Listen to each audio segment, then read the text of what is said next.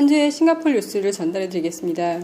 싱가포르는 지금까지 총 감염자가 5만 5천 명이 넘었거든요.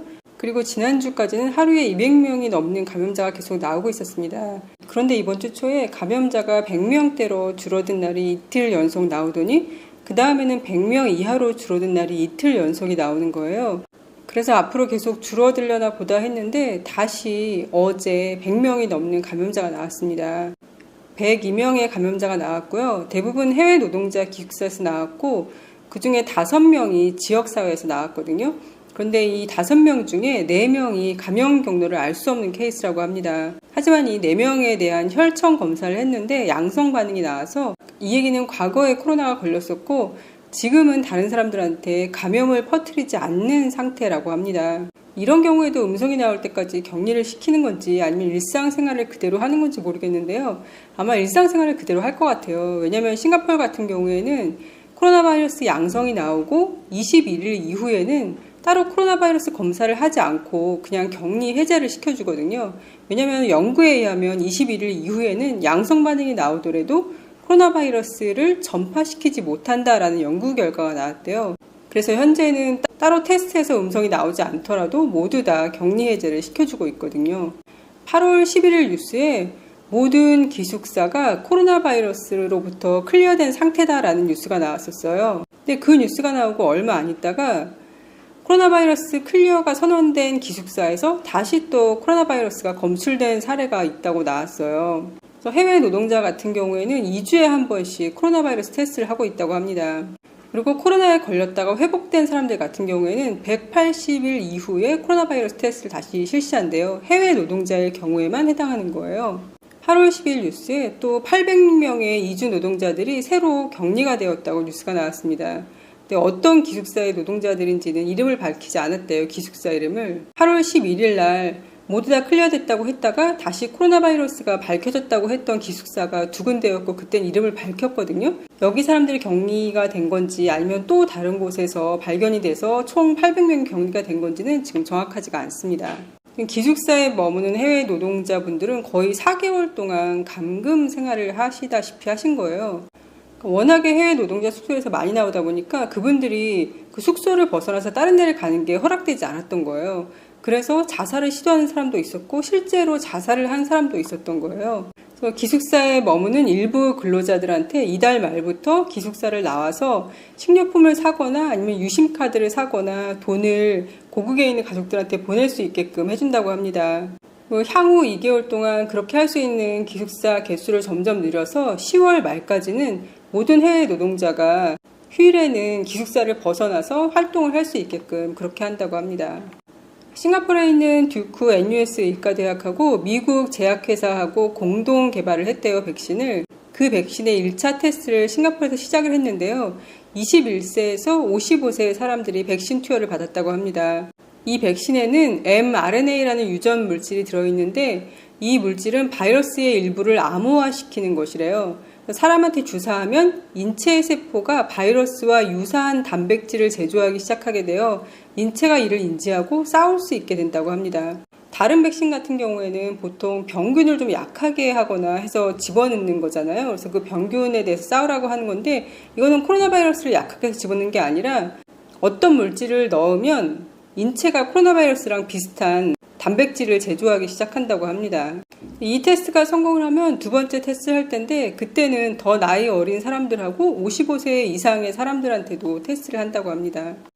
싱가포르는 2분기에 당초 예상보다 심각한 경기 침체를 겪었고 이로 인해 정부가 올해 성장 전망을 하향 조정하고 경기 회복이 더뎌질 것이라고 경고를 했습니다.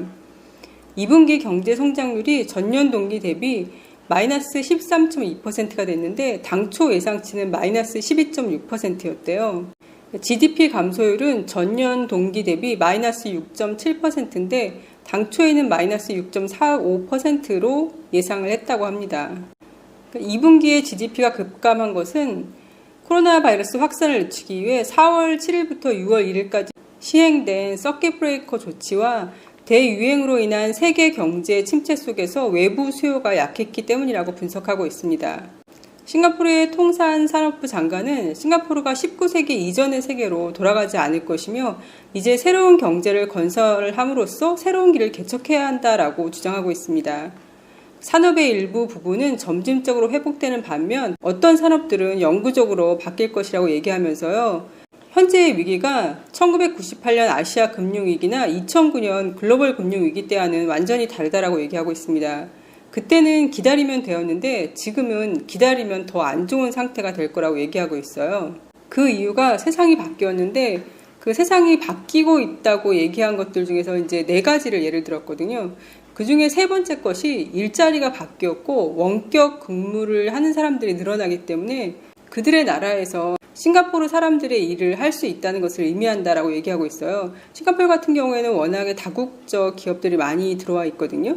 근데 이 다국적 기업들이 싱가포르에 진출하면서 임원들이나 그런 사람들은 그 나라 사람들도 많지만 싱가포르 사람들도 그런 다국적 기업에 고용되는 기회들이 많이 있을 수밖에 없잖아요. 그런데 원격 근무가 가능하면 굳이 싱가포르에다 회사를 차리고 싱가포르 사람들을 고용하는 게 아니라 그냥 각자의 나라에서 원격으로 일을 다 할 수 있게 된다는 얘기고요. 4번째가 줄어드는 경제 파이는 더 많은 것을 가진 사람들과 덜 가진 사람들, 그리고 외국인들과 싱가포리언들, 심지어 싱가포르 시민권자들과 영주권자들 사이에서 더 많은 사회적 마찰을 일으킬 수 있다고 얘기를 하고 있습니다.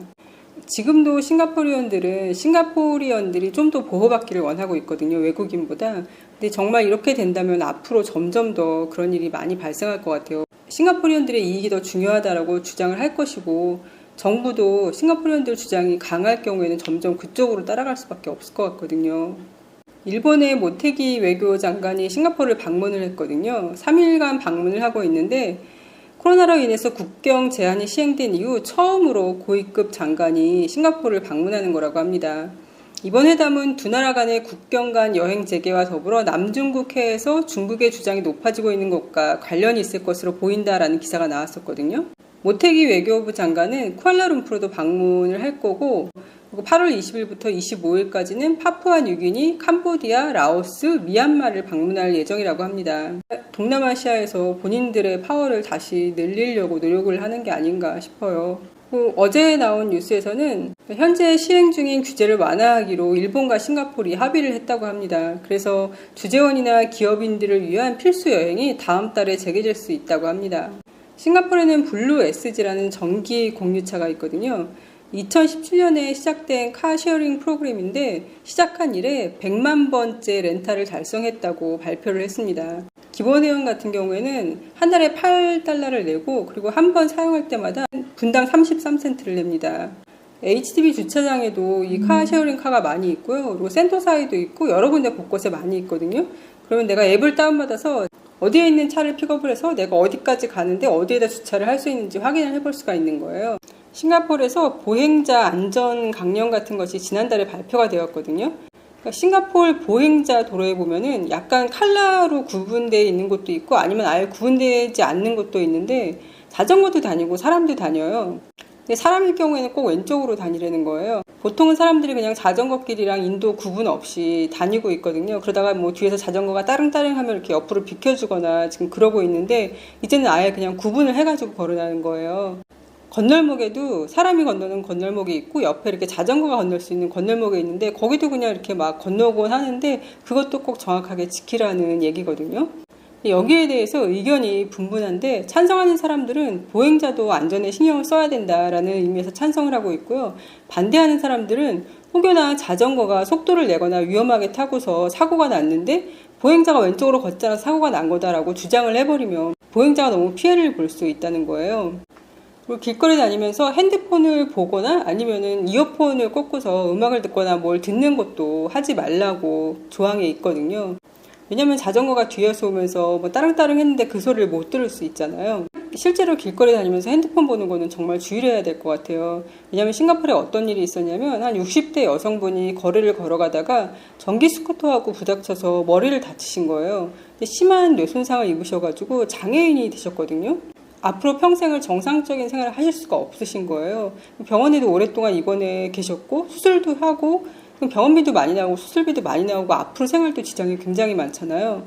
그런데 이 사고를 낸 사람이 돈이 없다는 이유로 그냥 감옥에 가 있고 뭐 아무것도 보상을 해주지 않는 거예요. 그러니까 보험 안 들은 자동차에 사고가 난 거랑 똑같은 거예요. 특히나 요즘은 학생들이 길거리 다니면서 핸드폰을 보면서 다니거나 뭐 게임을 하면서 다니거나 음악을 크게 들으면서 다니거나 이런 아이들 많잖아요. 아이들한테 한번 길거리 다닐 때 조심하라고, 왜냐면 이런 강령이 만들어졌기 때문에 그러고 다니다가 사고가 나면 자전거 탄 사람이 이 사람이 그런 걸 안 지켜가지고 사고가 난 거다라고 주장을 할 수 있을 것 같거든요. 8월 15일 광복절이 얼마 안 남았는데요. 광복절 기념으로 싱가포르 전 지역의 고려마트와 K마켓 8개 지점에서 8.15% 할인 행사를 한다고 합니다. 필요하신 물건 있으시면 이 기회에 구매하시면 될 것 같습니다. 싱가포르 신문에 나온 한국 뉴스와 세계 뉴스는 내일 전달해 드리도록 하겠습니다. 그럼 오늘도 건강하세요.